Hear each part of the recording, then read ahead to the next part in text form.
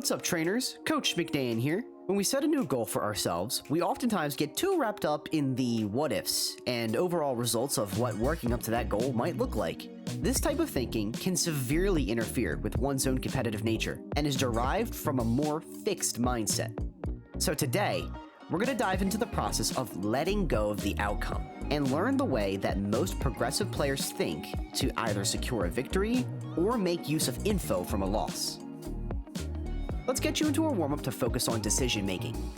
Go into training mode, select Final Destination as your stage, and for 5 minutes, focus on doing a unique get-up option from ledge.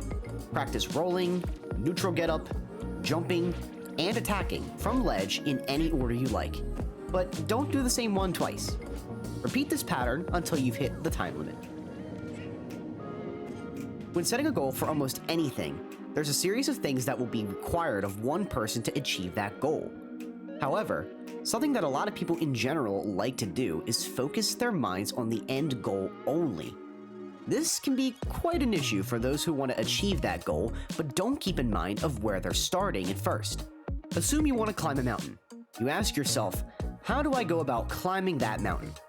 If you manage to take one step forward, congratulations, you've already made some progress. Now, are you at the top of the mountain? Of course not. In fact, there's thousands of steps ahead before that's even feasibly possible. But the point of this example is to point out something that is quite common amongst humans, and it's that we don't recognize the active progress we're making, but rather just focusing on an end goal we want to achieve. So now let's apply that to competition. Let's say you want to make a top 8 placement at your local Smash tournament. You set the bar and you're ready to grind matches once every single week, or every other week you attend. And suddenly, it's almost like you've hit a wall. Whether that means you can't even come close to outperforming your own seed, you seem to do well enough to make it far but you keep placing 9th, or you just keep getting matched up against someone who just simply beats you every time. Believe me, I've even been there before. So what happens then? Typically, players with a fixed mindset begin to talk themselves out of striving for that initial goal. Some even might think if success isn't guaranteed, then what is the purpose of even trying? What makes the effort to work up to that goal worth it if it's riddled with failures and mistakes? If you believe that this is how you think, that's totally okay and a normal part of the process of being passionate about something. But now, it's important we take the time to reflect on that thinking and open the door to building a more progressive mindset that allows for room for improvement. So let's dive into the art of letting go of the outcome. Have you ever been in an intense Game 3 or Game 5 of a set? If so, you might recall the type of feelings that might have come up during those last few moments before the set ended. Some players don't care too much about the win or loss, while others might care more about winning the game to advance in the tournament. Either way, tensions are high, and mistakes can be made because of it. This is often when players begin to play entirely differently than what they're used to. They might miss out on obvious kill options, kill confirms, or they'll just put themselves in a situation where they're more vulnerable to losing the game, even if the match might have been in their favor. These sets are ones that are hardest to process when losing one, but is a pivotal learning opportunity for players that treat it as such. Not only does letting go of the outcome of any game allow for a player to notice almost immediately what they could have done to win, but ultimately, it gives the player yet another chance to try again in the next bracket. This could be a more generalized way of processing a loss, something I also made a guide on in the Game Gym app, feel free to check that out too.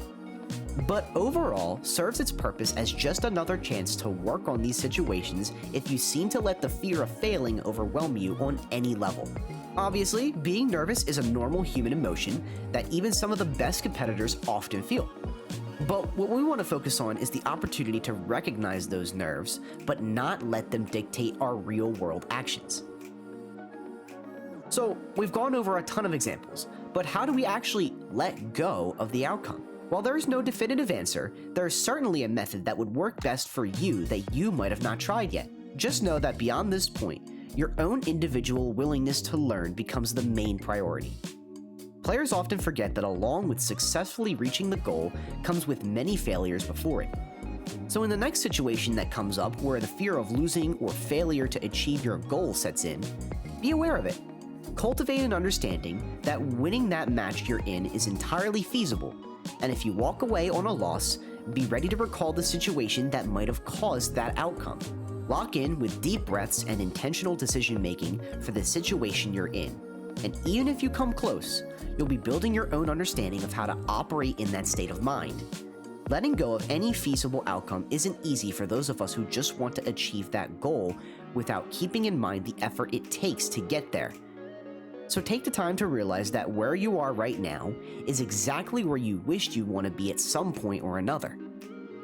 Developing this awareness doesn't happen overnight, but it's just another method of thinking that can be developed for the long term to inevitably turn the tides of future situations where you can recall a similar moment like this that you've already been in. Because at the end of the day, everyone who is successful has failed more times than most have tried.